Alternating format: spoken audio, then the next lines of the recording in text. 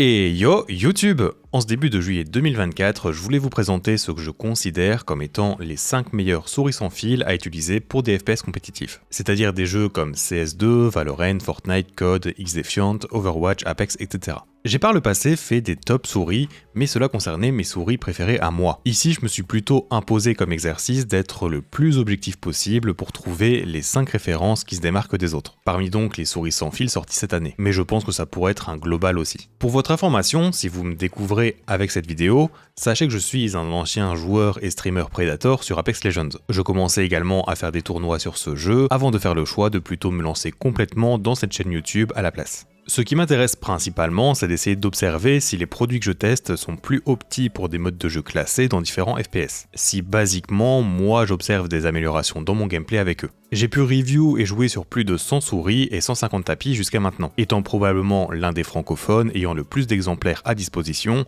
pour des tests et des comparaisons. C'est aussi pourquoi j'ai créé le Ficlopédie, c'est ma base de données regroupant une tonne d'informations sur tout ce que je teste. Le lien est en description si ça vous intéresse, et je pense sincèrement que c'est l'un des meilleurs outils pour trouver chaussures à votre pied dans ce domaine. Avec cela dit, n'hésite pas à t'abonner pour ne rien rater de mon contenu, et j'indiquerai tous les liens de se retrouver les différentes souris en description, qu'ils soient affiliés ou non, avec les codes promo s'il y en a. J'ajouterai aussi bien sûr les liens de mes différentes reviews sur ces souris pour que vous ayez plus d'informations.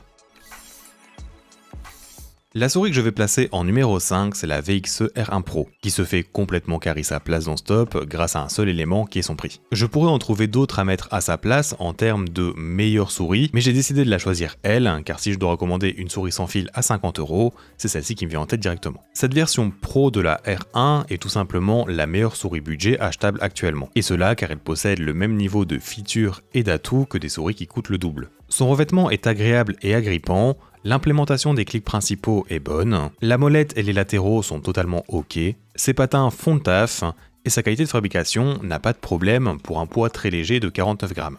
Et finalement, le capteur est un 3395 compatible en 4K Hz avec un dongle vendu séparément. Difficile donc de trouver autant de bonnes choses à un si petit prix, et en plus de ça, sa forme est également un atout. Elle est en fait plutôt safe, c'est-à-dire qu'elle a de grandes chances de convenir aussi bien à différents styles de grip que plusieurs morphologies de main. Globalement, elle mimique un peu la Pulsar X2 en termes de forme. C'est une souris avec un gabarit moyen et une bosse qui se situe vers l'arrière mais qui n'est pas haute. Cette combinaison fait qu'elle est utilisable en fingertip, en claw relax ou alors même agressif, et également en full palm. Cependant, pour cette dernière prise en main, je déconseillerais si vous avez une main de plus de 19 cm de long. Niveau performance, vous l'aurez compris, mais elle n'a rien à envier aux autres souris top tier de cette vidéo. C'est juste l'exécution des différents éléments qui est mieux réalisée chez les autres. À la 4ème position, j'ai décidé de mettre la Ninjotso Sora V2, qui est une vraie bête niveau performance, grâce notamment à la combinaison de sa forme et son poids ultra léger de 40 grammes sans trou.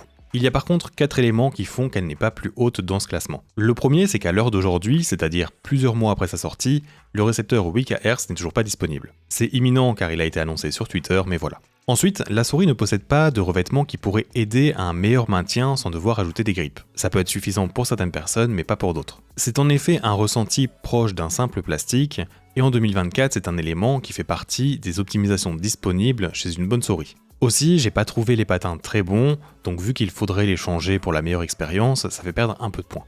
Et en dernier, c'est sa disponibilité qui n'est pas encore très bonne, n'étant disponible que sur leur site officiel, sans stock chez d'autres revendeurs pour l'instant. En dehors de ça, si vous recherchez une souris claw grip pour tryhard, vous devez vraiment la tester. Elle coûte 100$, ce qui n'est pas exorbitant comparé à d'autres, comme notamment les 3 souris suivantes de cette vidéo. La Sora V2 fait partie donc des souris qui possèdent les meilleurs clics principaux, et cela grâce à ces switches qui sont les optiques de chez Omron. C'est bien sûr une question de préférence quand même, mais leur pression est vraiment agréable, légère et spammable sans difficulté, tout ce que l'on recherche en gros. Sa molette est bonne, les boutons latéraux sont juste ok je dirais, c'est en fait pas les meilleurs en termes de post et pré-travel, mais ça dépendra de votre utilisation pour savoir si c'est vraiment un point noir ou non. Et finalement, bien qu'elle soit très légère, un élément qui la distingue vraiment, eh bien sa qualité de construction semble vraiment très bonne. Je n'ai eu aucune dégradation sur ma copie pour le temps que je l'ai utilisée. Passons au podium avec la 3ème place qui ira pour la Vaxi XES, une souris que je viens tout juste de review. Je vais pas avoir besoin de trop m'attarder dessus car elle n'a simplement pas de vrais défauts, en dehors de peut-être le clic molette qui est un poil lourd en termes de force à utiliser pour l'activer. C'est donc vraiment mineur comme élément un peu moins bien que le reste. Car dans l'ensemble, elle mérite largement sa place dans cette vidéo. La réalisation de chaque différent élément est optimisée aux petits oignons, et elle possède également le dernier capteur disponible sur le marché qui est le PixArt 3950. Et bien sûr, il y a la possibilité de l'utiliser en 4000 Hz avec le récepteur inclus directement. Attention par contre, mais son prix est de 160 € sans les 15 € minimum de frais de port, ce qui est vraiment cher tout de même. Pour une utilisation en fingertip, sa forme plate et son très bon revêtement sont des vrais atouts. Et la seule chose qui pourrait la rendre meilleure, c'est réussir à encore diminuer son poids qui est de 60 grammes. C'est bien sûr plus que correct, mais ça peut jouer dans la balance en termes de performance, c'est le cas de le dire. En échange, vous aurez ici une qualité de fabrication top tier et un feeling très qualitatif en main. Des éléments qui pourront avoir de l'importance quand vous achetez quelque chose à ce prix. Je trouve la molette très bonne, les boutons latéraux excellents, les clics principaux très réactifs, spammables et légers, que du top tier donc. La médaille d'argent ira à la WLMOS Beastix, qui à cette moitié de 2024 est ma souris principale. J'utilise un fingertip relax avec des mains d'une longueur de 18 cm sur une largeur de 10 cm et la taille médium convient parfaitement pour cela. Car oui, l'une des grandes forces de cette souris, c'est qu'elle est disponible aussi bien en taille mini, médium ou large. Une excellente chose pour plaire à un maximum de gens, encore plus si la souris est très bonne sur le reste de ses éléments. Et comme vous le voyez, vous pouvez aussi choisir entre différentes couleurs et motifs, ce qui peut être important pour complémenter le thème de votre setup par exemple. Ça fait vraiment souris custom, ce qui est cool. On va pas se mentir par contre, c'est une souris assez niche, dû au fait qu'elle est faite d'alliage de magnésium et qu'elle possède de grandes ouvertures. C'est quand même plus que des trous à ce niveau. Ça lui permet par contre d'atteindre les 40 grammes pour la médium, faisant d'elle l'une des souris les plus légères dans ce gabarit, un élément encore plus positif pour une utilisation en fingertip notamment. De mon point de vue, c'est une meilleure souris que la Finalmos Ultralight X, qui est sa concurrente directe, partageant la même forme dans les grandes lignes. Cette forme iconique est très bonne, avec une bosse centrée mais pas trop haute, et des courbes sur les côtés mais pas trop prononcées non plus, faisant d'elle un choix plutôt safe dans l'ensemble. Le prix de cette souris n'est cependant pas donné vu qu'elle coûte 180 €, du moins cette édition Fabulous, qui vient avec une très bonne expérience d'unboxing avec plein de petits accessoires. Je vous invite à regarder ma vidéo à ce sujet d'ailleurs. Sinon, sa molette est très bonne, légère avec des crans discrets, ses boutons latéraux sont très réactifs et légers avec une pression instantanée, et les clics principaux font partie des meilleurs de ce qui se fait pour ce style de souris. En effet, ils utilisent des switches TTC Nihil qui seraient optimisés pour une association avec de l'alliage de magnésium. Et effectivement, ils augmentent le ressenti cliquis de la pression, donnant une meilleure tactilité et sensation à chaque clic.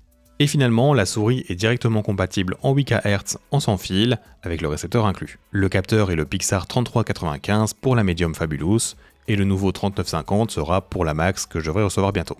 Et la grande gagnante de cette vidéo est la Razer Viper V3 Pro, sans trop de surprise si vous avez vu ma review à son propos en vrai. Des 100 souris que j'ai pu tester, c'est pour moi celle qui se rapproche le plus de la perfection, c'est aussi simple que ça. Et dites-vous que je ne parle même pas du fait qu'elle possède également la technologie la plus performante du marché. C'est en fait ce monstre de performance dont ils sont capables de produire qu'ils ont réussi à entourer d'excellentes features. C'est donc la souris alpha actuellement, et si vous êtes sceptique à ce propos, prenez-la sur Amazon, sans passer par mon lien affilié si vous ne me croyez pas, et au pire envoyez-la ensuite. Mais vous verrez que son niveau d'exécution est supérieur à énormément de souris. Si je passe de la VXE R1 Pro à cette souris, je peux observer le monde de qualité qui sépare ces deux produits. Que ce soit dès la première prise en main, la tolérance des boutons, des clics, de la molette, ainsi qu'également le ressenti agréable de son revêtement. On n'est bien sûr pas à l'abri que des problèmes de qualité puissent se développer avec le temps, vu qu'elle est très récente, mais sachez qu'avec ses 54 grammes, son ressenti de robustesse est vraiment présent. Vu que c'est le top 1 de cette vidéo, je vais m'arrêter là sur sa description, je préfère vous rediriger vers ma review complète à son propos, car j'ai pas envie de bâcler mes explications. Ce sera bien mieux pour vous de savoir si sa forme peut vous correspondre ou non, mais c'est une forme plutôt safe, mais pas mal grande. Et pour info, je la compare pas mal à la G Pro Superlight 2 dans cette vidéo, donc voilà. Pour la fin de cette vidéo, avant de vous laisser, voici un petit récap. Pour un choix budget, à 50 € en France chez Maxisport, la VXE R1 Pro. Pour une utilisation Anklo Grip, sur le site officiel de Ninjotso, la Sora V2, ou encore la Viper V3 Pro sur Amazon. La différence de budget entre les deux pourrait clairement influencer votre choix. Pour du fingertip, la Beastix Mini ou Medium chez Maxisport, ainsi que la Vaxi XES sur leur site officiel. La Beastix sera pour le côté ultra léger et custom, et la XES sera pour la qualité et la solidité du produit, en plus d'avoir une coque complète sans trou.